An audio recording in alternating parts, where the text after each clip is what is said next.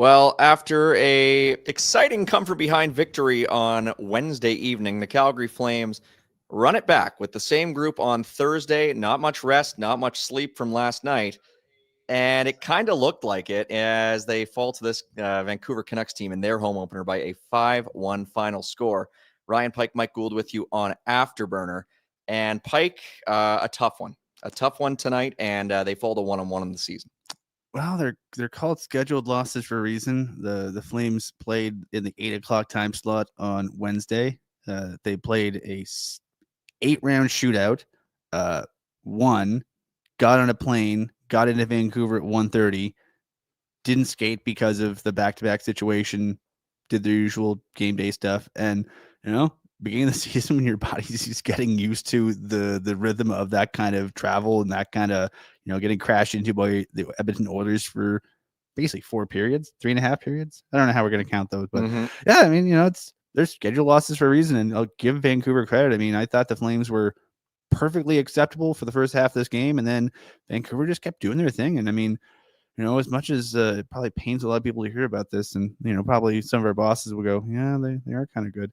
Vancouver's kind of good. They have some good young players, and some of the good young players were on display tonight. And when the Flames made mistakes, the good young players, the Vancouver Canucks, said, "Thank you very much, sir. We will score a goal on you now." And that's basically how the game got away from the Flames, outside of a couple weird bounces.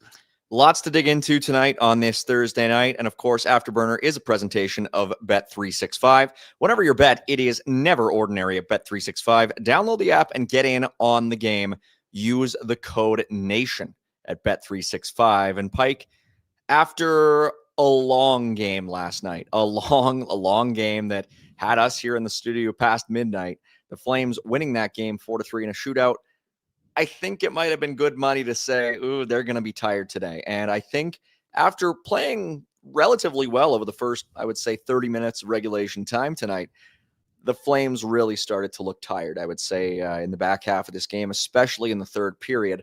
And the end result is a score that is probably a little bit more lopsided than, their effort level would allude to. But by the same token, it was always going to be a long night for this Flames team. You're playing a fresh team. You're playing a team that's jazzed up their home opener, and I think it's one of the things that we underrated a bit was that second period was weird, man. Like there was a bunch of penalties, a bunch of power plays. Right at this current moment, the Flames have a bunch of players that they sort of lean on for special teams considerably. So, in an ideal world, if you're playing the second half of back-to-back, you're going, all right, let's just keep it at 5-on-5 and roll our lines. Everyone's a little bit tired, but everyone will get tired equally, and we'll just get through it, and we'll play our game. And the Flames play a team game. They're better if they keep things at 5-on-5 because they can grind you to dust if they can play their game at 5-on-5, but that relies on things staying at 5-on-5 as long as humanly possible, because at this point their special teams, the penalty kill's not bad right now. I think they were a nice surprise, but the power play isn't quite where it needs to be right now. And so you're putting guys out there for 2 minutes. They're getting taxed. They're the same guys you're really leaning on at 5-on-5 to generate offense. They're getting tired. People start making mistakes. Weird bounces start happening, and then it snowballed on them. So I think that second period might have been the snowball started rolling in the second period, and then it just became a giant snow boulder in the third period. But I don't know. It was a tough one for them. I think if you look at the underlying numbers as we did, the Flames, I think, had their expected goals north of 60% in the first 2 periods, and then south of 30% in the third period. And yeah, that doesn't tell a tale of the wheels kind of fell off in the third. I don't know what does. Yeah, high danger chances after 40 in this one were 2-0 Flames, which just sort of goes to show the lack of let's say electricity on the ice for either of these teams. It was a flamesy game through 40 minutes. If you look at the shots were pretty close to even, scoring chances pretty close to even, high dangers pretty close, 2-0 Flames. But if you want to make a case that they were close to even, I won't dispute it. It was a very even game the first 2 periods. And it was basically just, a nice play on a goal that allowed them to get the initial lead. And then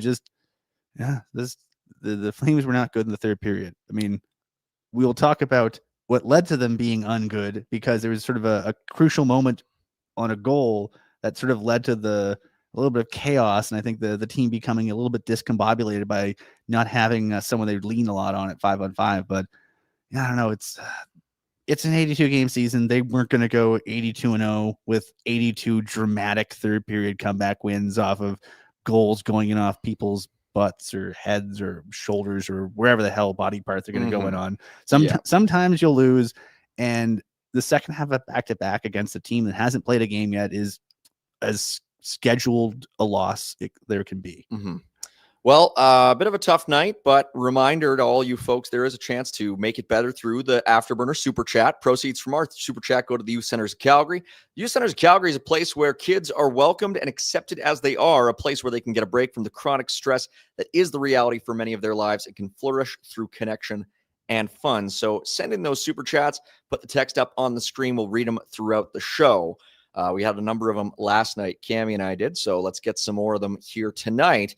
There was some super chatting going on the ice throughout this game. A lot of stuff happening, especially in that second period, which didn't see any goals. A couple of big hits that led to penalties. We'll get to those. The game started off, though, in the first with the Canucks scoring kind of against the flow of play.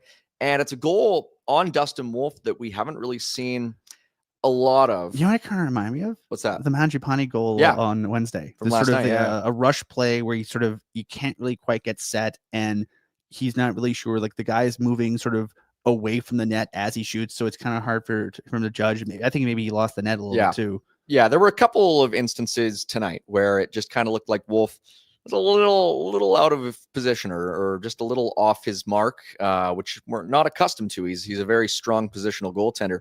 There was a lot of talk all day long about what's the goaltending situation going to be like tonight. Cammie and I discussed it last night. You know, after such a long game, a 65-minute game plus an 8-round shootout plus really compressed travel time, a lot of people were saying this is going to be a Devin Cooley night. It ends up being a Wolf night after Huska did not tip his hand basically all day. They ended up making just marginal changes, just sort of swapping around some line combinations. What was your main takeaway from Wolf getting the second look tonight? That's a good question. I like Devin Cooley. He's very good in the AHL.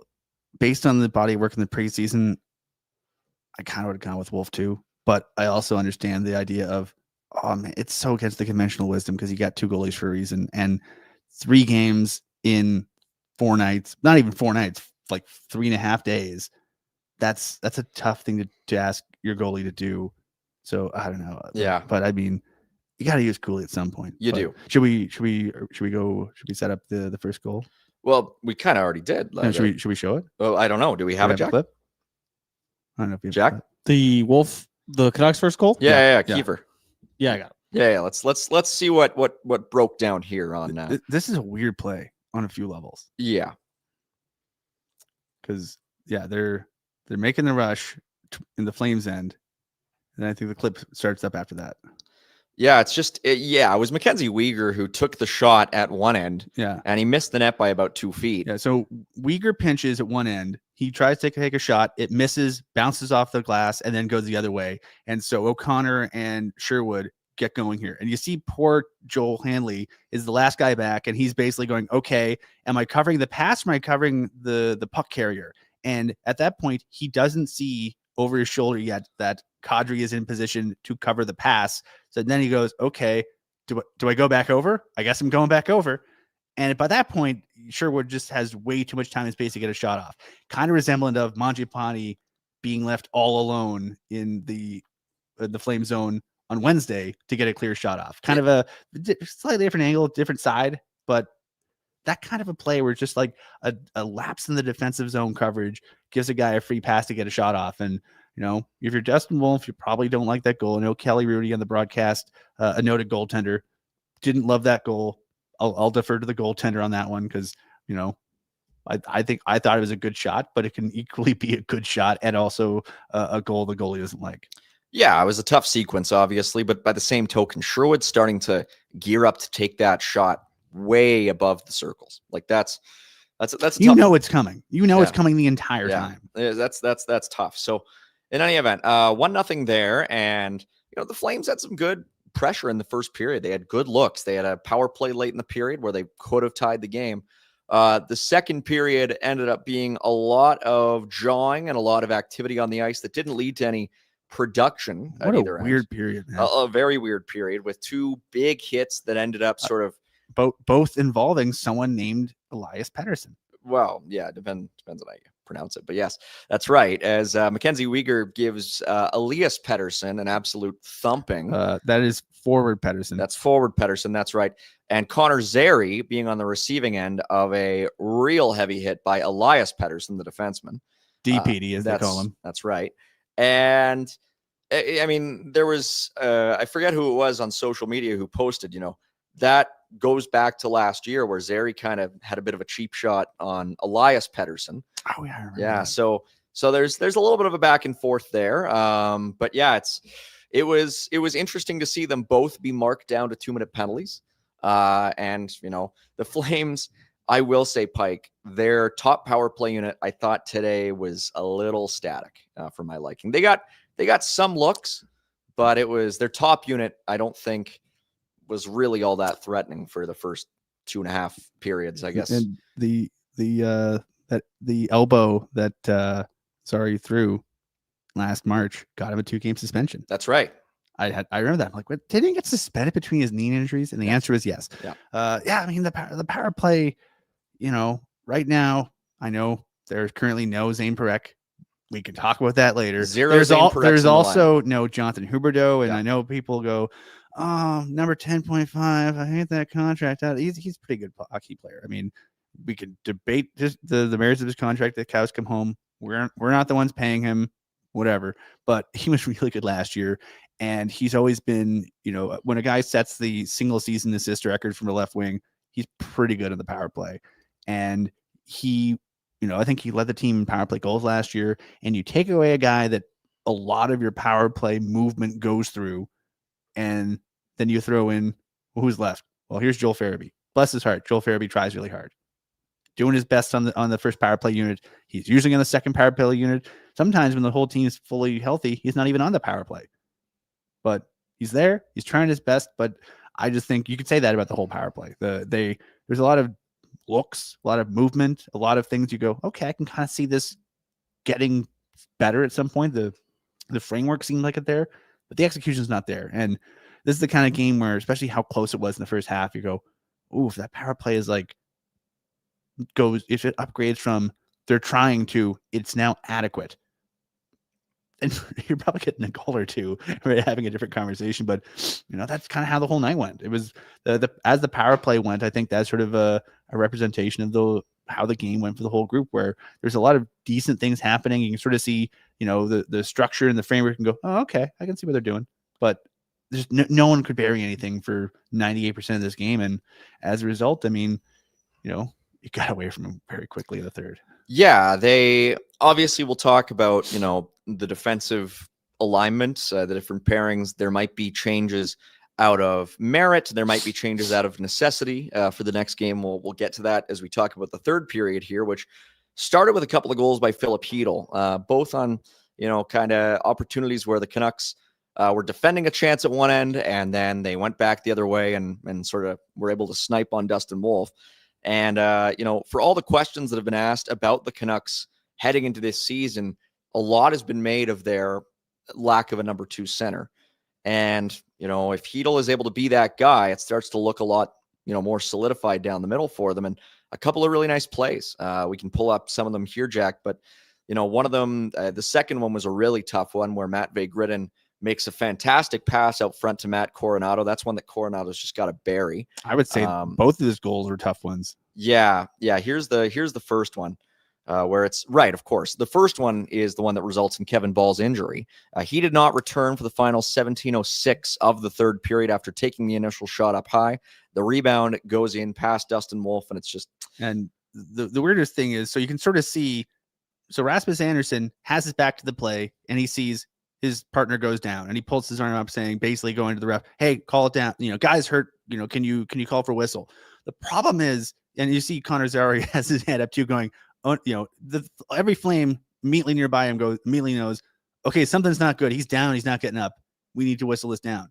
By the time the officials know anything's up, The puck's already The puck's in the net. So it's I don't know if you're in this situation. I don't know what you're supposed to do if you're the Flames, because you're concerned for your teammate, but you're also trying to play to the whistle. But you're also thinking he's obviously hurt. They're going to whistle it, right? But it's also just you see on the replay, Heedle's shot ramps up off his stick, bonks off the back of his head, and then goes right back to Heedle.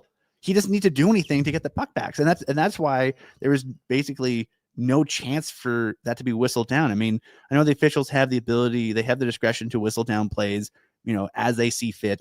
But you can't unscore a goal because the guy's hurt. Well, never mind then. That goal doesn't count. And typically the team with the injured player has to gain possession. Like there's a lot of there's a lot of sort of nuance to it. It's not just as simple as, that guy's hurt, plays over. Yeah. There have been a lot of goals. I mean, there have been goals that have been scored while guys have been fighting. In the behind the play. Yeah. The officials have the discretion, depending on whether or not the person's in mortal. Like if a guy loses a limb, they're going to whistle it down if it's readily apparent and a goal is in the process of being scored. When it's a bang bang play, it's just there's not a whole lot you can do. But so a big loss for Kevin Bahl not to be in the lineup for the rest of the game. Hopefully just precautionary, but when it gets up high, it's really tough. And suddenly the Flames are down two goals. On the road in a back-to-back, missing probably their most reliable 200-foot defenseman. As they're trying to make a push to get more goals, and shockingly, it did not go their way when they're missing somebody who plays as much and covers as much of their ice as he does. Yeah, it was obviously going to be tricky after that. Ball's a big part of this team, and from there, it very much looked like a team that was in flux. The third goal, again, we sort of mentioned this is a really nice sort of sequence from this Kadri line that had a tough sort of start to the game, but they got better as it went along. Even so, though, I mean, it's just one quick miscue, one breakdown. There's the chance for Coronado that just doesn't go, and he thought it was just misses them. You can see he's about to put his hands up because he can't believe he missed it. And then Arshdeep Baines with a very nice heads-up pass to, once again, Philip Heedle. Yeah, Baines was good tonight for the Canucks. Very good former Abbotsford Canuck turned Vancouver Canuck, and then there's not a whole lot Dustin Wolf can do there. Yeah, it's you against the goalie, and bless his heart, Heedle made a good play and beat the goalie. Yeah. At that point, the defensemen on the ice were Jake Bean and Joel Hanley. No, Rasmus. Jake Bean and Rasmus. Was it? Yeah. The game sheet says 24-44. Really? Yeah, it was Rasmus on the ice. Mm-hmm. So are you looking at the first goal? I guess it would be the first goal. Ball was on the ice. But it was Rasmus. You could see him gliding back on the replay. But Rasmus and Bean. I'm mixing up their goals. Yeah. That was not a good night for that. Yeah, no. It's there. I mean, for all the talk about, Zane Parekh and the potential defensive miscues, which I will readily admit were very apparent in the preseason. He had some rough times in those last two games. It's hard to say after tonight that there's nothing to be gained by putting him in because they just couldn't score, and the defense, even after even before Bahl left, but especially after Bahl left, it was inconsistent, to be kind. And if we want to use plus minus to hit on guys, Matthew Gridin was -4. Was he? Yeah. I said that. Nazem Kadri -3. Anderson -2, Bean -2. But a lot of guys were, to use a phrase from number 4, chewing on minuses this evening. Yeah. The only players who were pluses, Morgan Frost and Joel Farabee. Yeah. Gridin. We were talking off mic about when Huberdeau comes back. It's Matvei Gridin has had such a great preseason and a great start. We said last night on the show, he's a guy who did not look like a deer in the headlights playing in his first NHL game. We so often see guys who have great camps, they make the team, and all of a sudden it just falls apart. They just don't, they don't have it. And Gridin, I think, is going to be an easy target, especially after putting up a -4. I don't think he looked like a player who had a -4. I mean, I don't think a lot of the guys who were minuses were particularly bad either. I mean, it was just a game where, when the wheels fall off, everyone on the wagon goes into the dirt. Yeah. And it was one of those things where you're like, oh, that was just a bad third period. Yeah. But what else? We had several more goals. We do have several more goals. Lekkerimaki scored the next goal for Vancouver, another very talented young player. He and Braden Coots both in the lineup for the Canucks tonight. A nice cycle play. Evander Kane swings around, throws it on, puts it on a tee for him. And, that's just a good play. Yeah. I mean, if you're to the Flames, you probably want to defend that a little bit better, but few guys standing around, and Lekari goes, I'm going to skate right into the gap. Yeah, Kane definitely a high risk, high reward type player, and he can burn you in his own end, but he can also make nice little plays like that. And Lekari, I mean, he just needs to shoot the puck. And when he gets an opportunity like that in a high danger area, it's going to go in a lot of the time. He's a very skilled young winger out of Sweden, who the Canucks are very high on. So that's his first of the year. The Flames do score a goal of their own shortly thereafter, and it was probably their best line all night that contributed to get them on the board. Morgan Frost off of a bit of a broken play, but all three players on the line making sort of nice efforts here, and just a spin that slides in. Joel Farabee for providing the screen.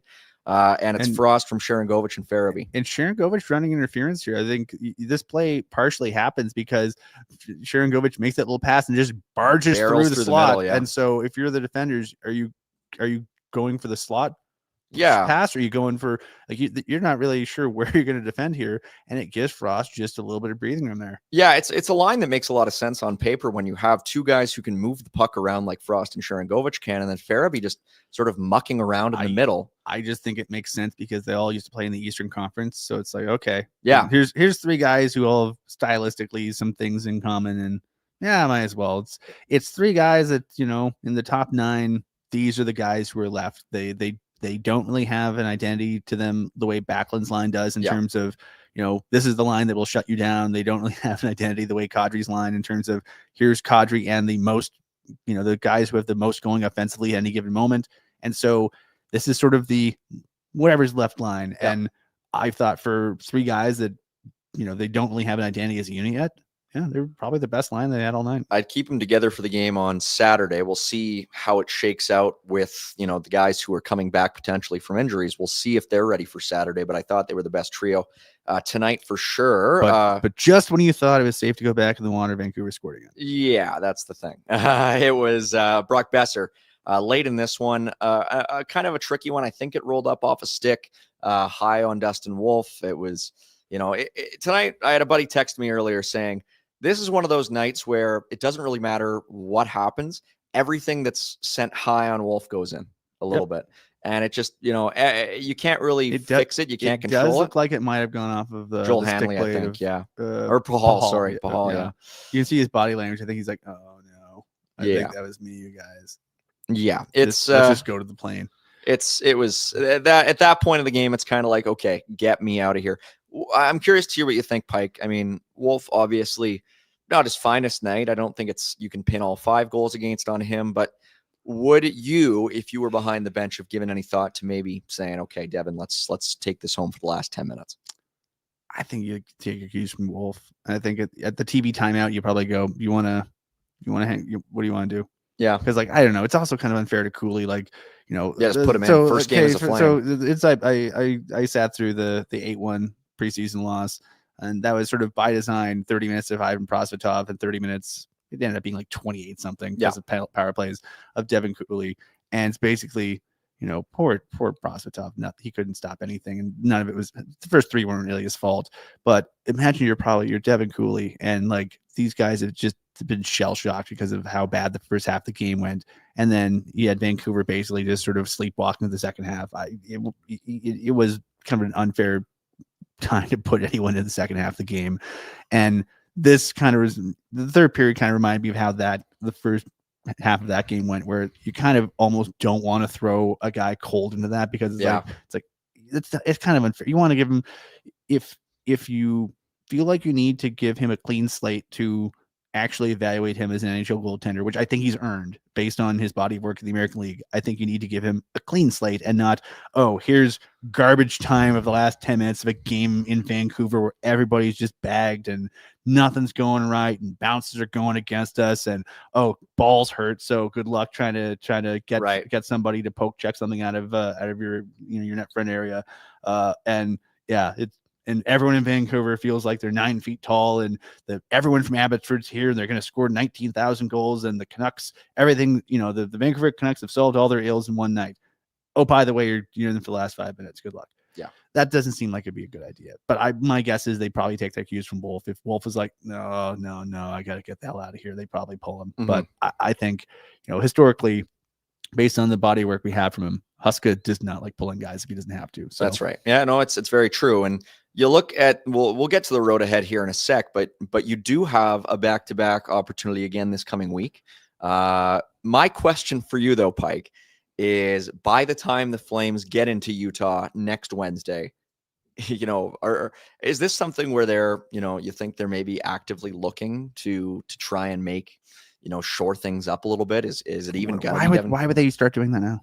Well, I don't know. I mean, that's we've heard about it. We've heard from Elliot.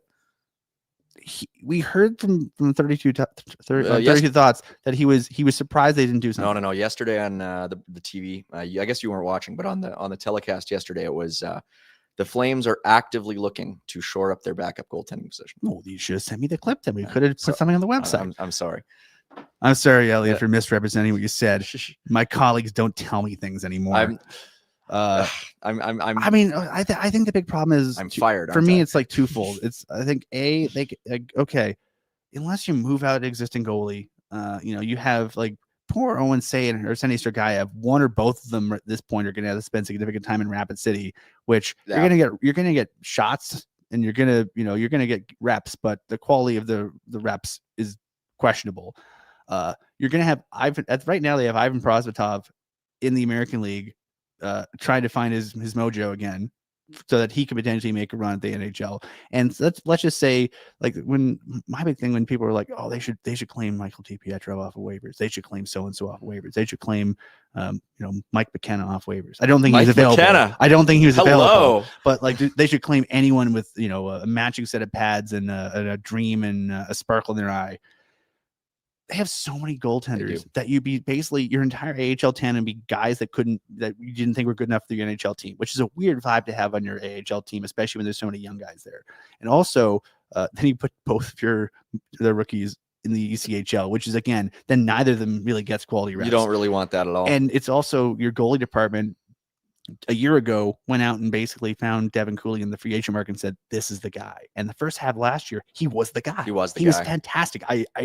Folks who didn't watch the Wranglers the first half, I cannot underscore for you how bloody good and fun and awesome and excellent. And I can't come up with superlatives. Devin Cooley probably could because he's very loquacious. Yeah, that's right. That's the word of the day. That's a good loquacious. Word. Hello. But yeah, Devin Cooley had it. He was probably on track to be the most valuable player in the AHL.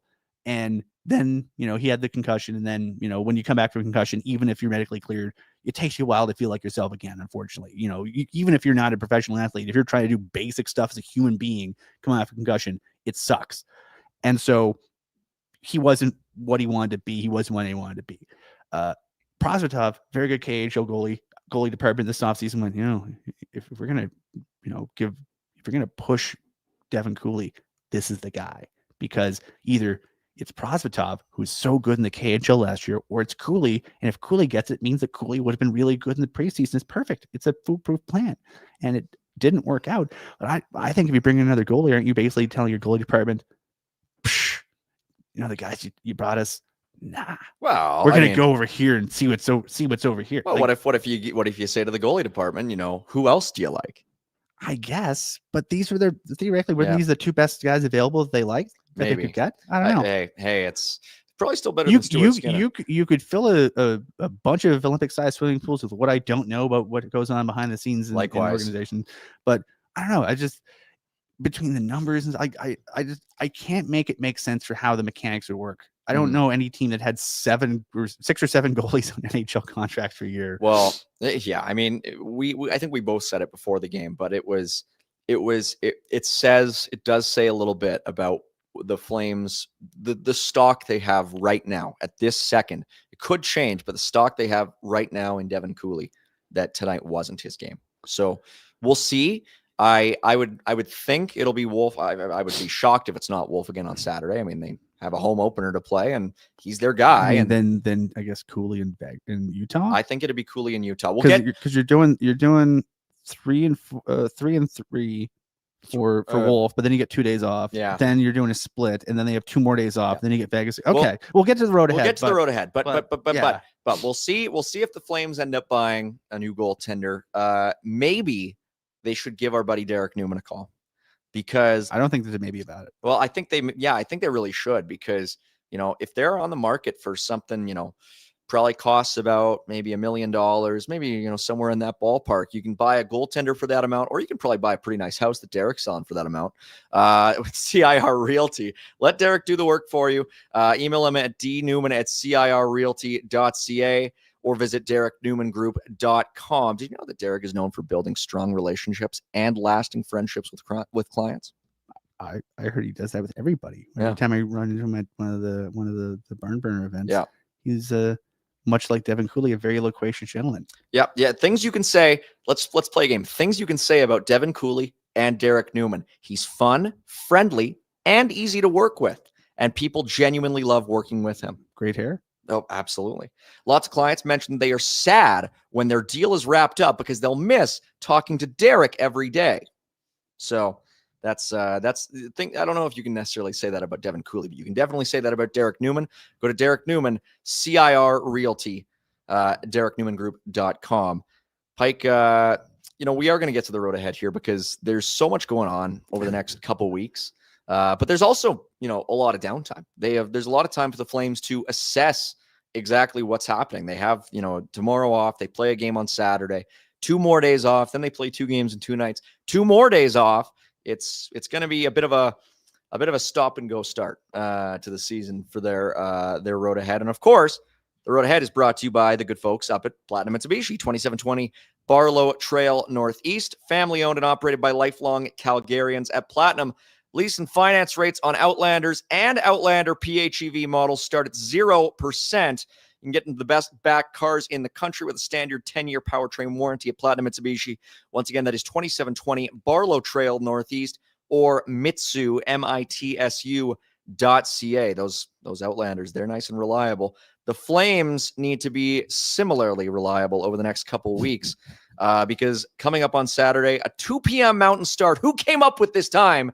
2 p.m. Mountain for a Saturday home opener against the St. Louis Blues. All I know is that means I'm home early and I can watch the Wranglers. So I'm I'm kind of okay with it. Hey, you gotta set aside time in your calendar for Marty Ferk action with the Calgary Wranglers. The Flames playing St. Louis on the 11th. St. Louis got absolutely smacked today by the Minnesota Wild.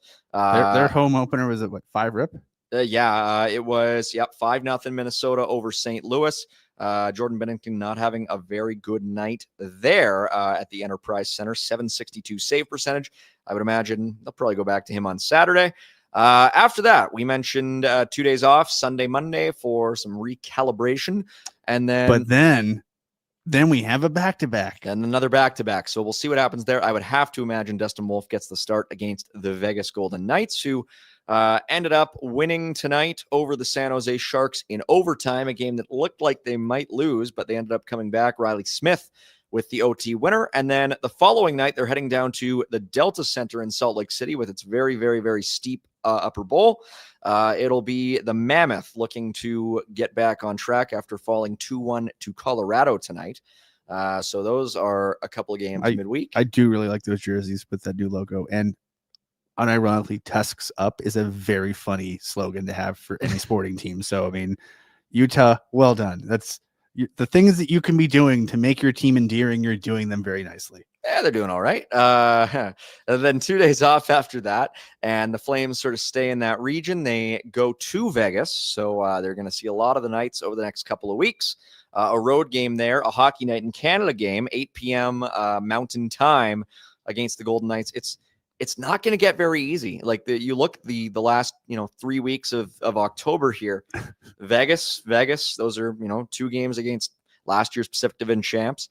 Utah, a team on the bubble. St. Louis, a team that made the playoffs last year. 2 games against Winnipeg the following week, the reigning President's Trophy winners. And in between then, the Bleu Blanc Rouge. Yeah, the Montreal Canadiens. On the 22nd. Fresh off a dominating victory tonight over the Detroit Red Wings, a team that is not dominant. And then Rangers on the road for on the start of that lengthy road trip that includes the barn burner vacation to Nashville. That's right.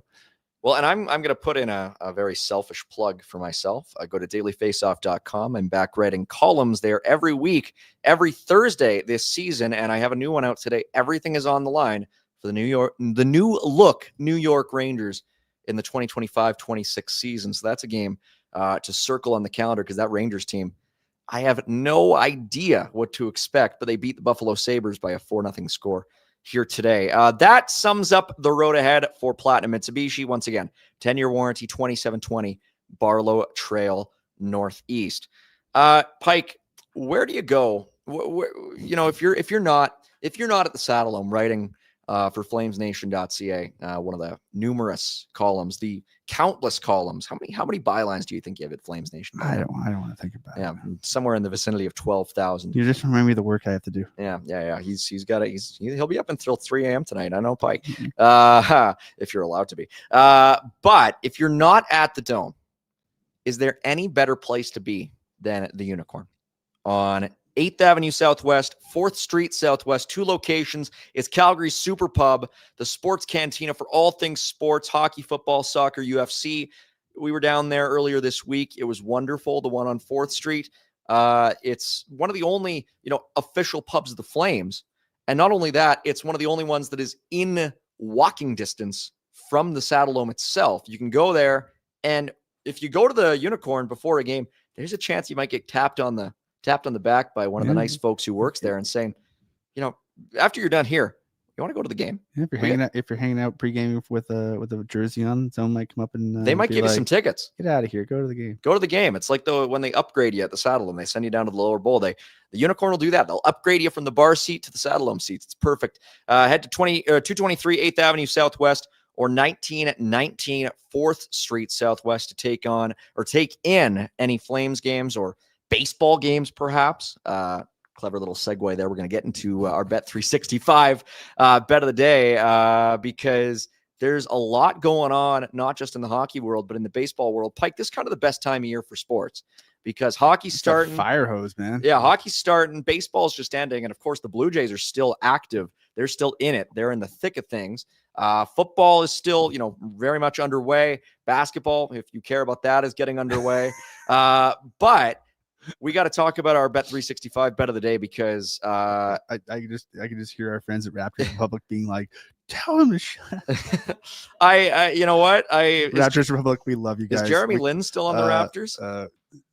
We're going to give a nice plug for our friends at Raptors Republic and all the Raptors coverage over there because they were all over the Raptors Calgary trip. Do they still have Terrence Ross? No. And Rudy Gay. Just get to the segment. Yeah, you're burying yourself. Yeah, I know. Linsanity. Thank you, Yuri. Let's get to the bet because tomorrow it's going to be a real good one between the Tigers and the Mariners. It's going in Seattle. Does Edgar Martinez still play for the Seattle Mariners? I missed that Ichiro guy. It's Cal Riley.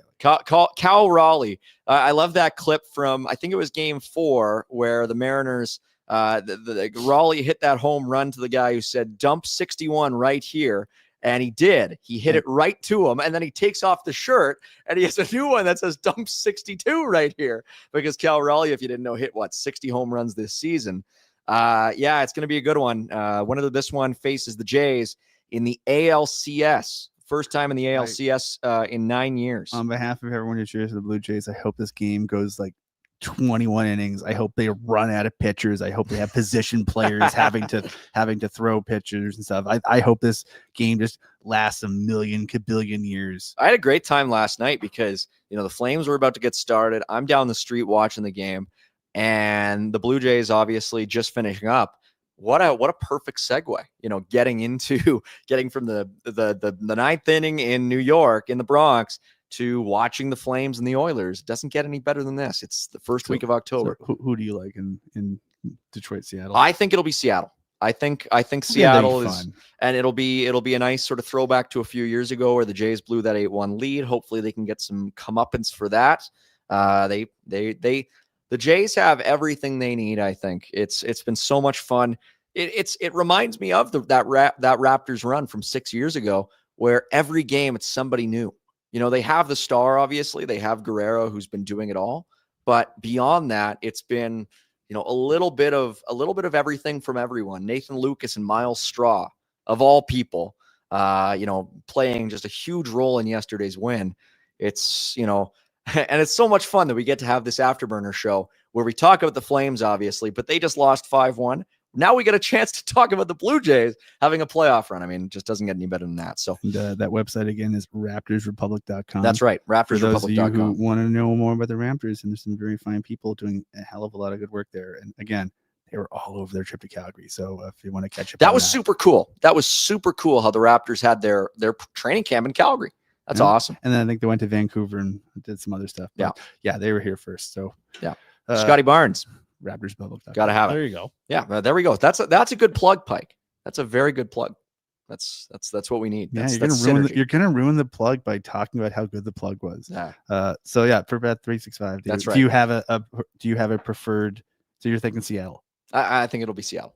Okay. I'd like it to be Detroit. I think the Jays have a bit of a better chance against Detroit. I just want a good series. But by the same token, if it is Seattle, there'll be a lot of Blue Jays fans in Seattle for those games too. Probably fewer than there would be in a normal year with the way that travel across the border's gone down. But it'll still be a healthy home crowd, I would say, down to our southwest. A lot of very nice people in Washington State. Yeah, they know who they are. It'll be fantastic. It'll be fantastic. Detroit, not so much. Yeah. Whatever your bet, it is never ordinary at Bet365. And there we go. I don't know if we have any super chats so far. Folks, get some super chats in. I know we had Cami Kepke in the chat earlier on here tonight. Was she there when we were disparaging the state of Michigan? I don't know. She might have been. And when you forgot that the Raptors exist? Cami Kepke saying, she just finished up curling. Big win in Huntington Hills tonight. Hurry hard. Good for Cami. So it sounds like somebody related to the show got to take part in a win tonight. Not us, though. If I had been curling it, it's have you ever curled? I have. Have you? Yeah. Yeah, it didn't go well. I mean, I'm just not a very good sweeper. You're not a very good sweeper. I'm just a humble sweeper. I can throw the rock well. I'm just not very I'm just not very good at technical sweeping. I'm not good at spinning it. If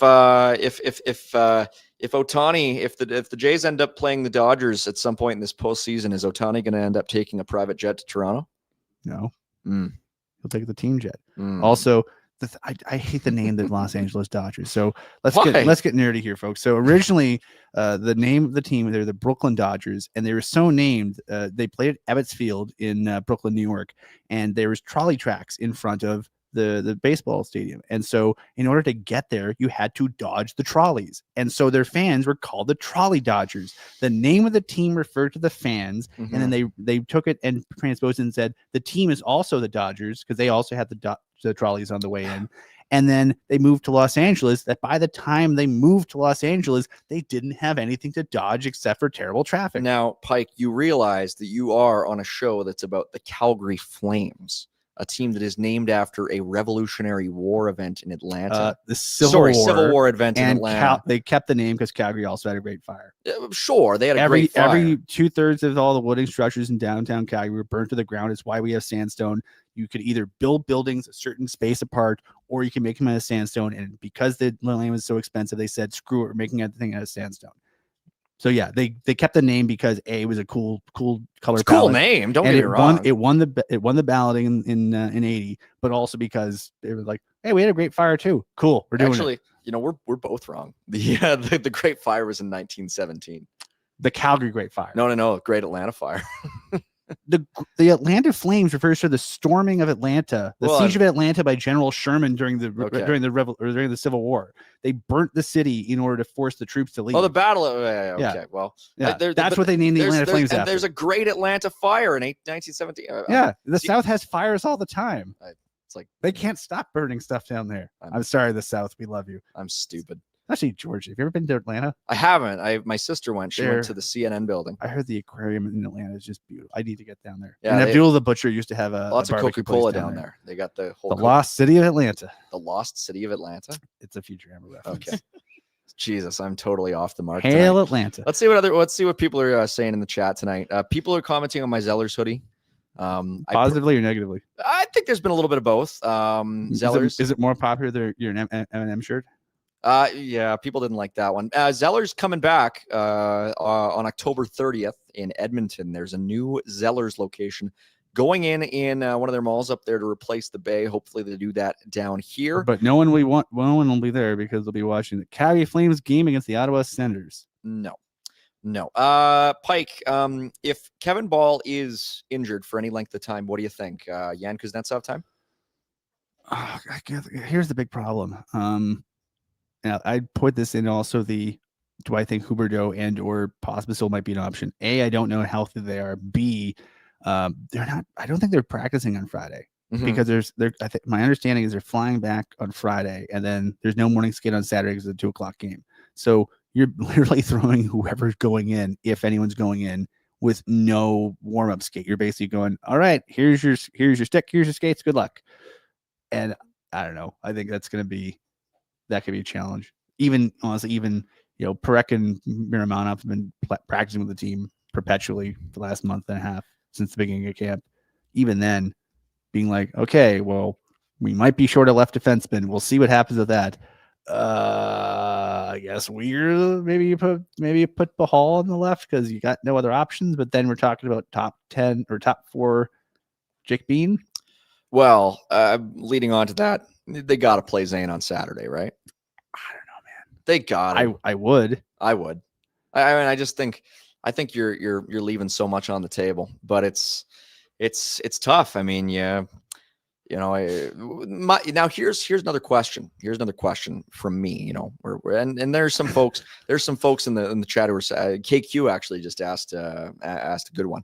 When Pospisil and Huberdeau return, what happens with this group? Because it's right now it feels like they have 3 lines right now that can work, and I don't know, maybe 4, but I like the 4th line in theory, but it's just like it hasn't worked. It's like, here's 3 guys that could, like, do you put this Pospisil to become a center? I don't like him at center, but what do you do with them? They got too many wingers. They do have too many wingers. They have too many top 9 adjacent wingers. Like, what do you do with them? And then do you keep Gridin? I'd keep Gridin because I think he can generate offense, but I'm also someone who disparaged someone for having a bad plus minus today. So I don't know what I'm talking about, but I don't know. I don't think he's played bad enough to warrant a demotion, but I also don't know. Like, you got to put Huberdeau in the top 6 because that's where he belongs. That's where he's most effective. So that knocks somebody loose. Well, here's the tricky thing is that you look back at the season opener. Justin Kirkland played 6 minutes and 13 seconds at 5-on-5. That is over 4 minutes less than any other Flames skater. Tonight, he plays 6 minutes and 33 seconds at 5-on-5.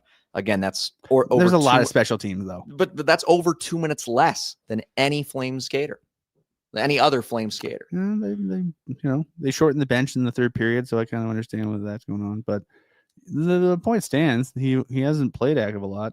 No. So typically the player who plays the least is the easiest guy to bring out to put someone else in. Yeah. But I don't know. It was a weird game. Coronado only played 9.5 minutes 5-on-5. Yeah. Because there was so much special teams.